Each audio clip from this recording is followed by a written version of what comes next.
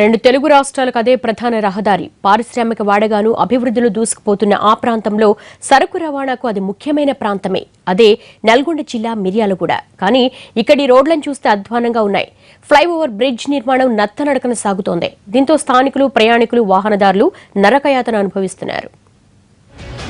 తెలంగాణ, ఆంధ్రప్రదేశ్ రాష్ట్రాలకు మిర్యాలగూడ హనుమాన్పేట్ ప్రధాన రహదారి. దీంతో నార్కెట్పల్లి అద్దంకి రోడ్డుపై వాహనాల రద్దీ విపరీతంగా ఉంటుంది.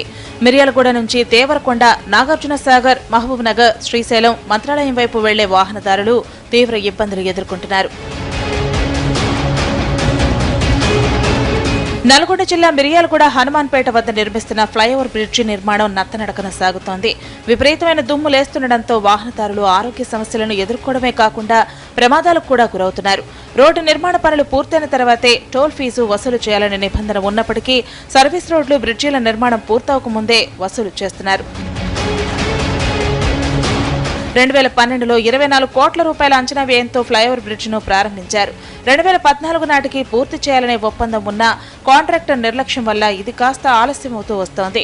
ఇప్పటికైనా బ్రిడ్జి నిర్మాణం త్వరగా పూర్తి చేయాలని వాహనదారులు కోరుతున్నారు. ప్రజల నుంచి ముక్కుపిండి టోల్ ఫీజు వసూలు చేసేందుకు పెట్టే శ్రద్ధ సర్వీస్ రోడ్లు, బ్రిడ్జిల నిర్మాణాన్ని పూర్తి చేయడంలో పెట్టడం లేదు. కాంట్రాక్టర్లతో స్థానిక అధికారులు కుమ్మక్కయ్యారన్న వాదనలు వినిపిస్తున్నాయి. ఉన్నతాధికారులు స్పందించి బ్రిడ్జిను నిర్మించి ఇబ్బందులను తొలగించాలని వాహనదారులు, స్థానికులు కోరుతున్నారు.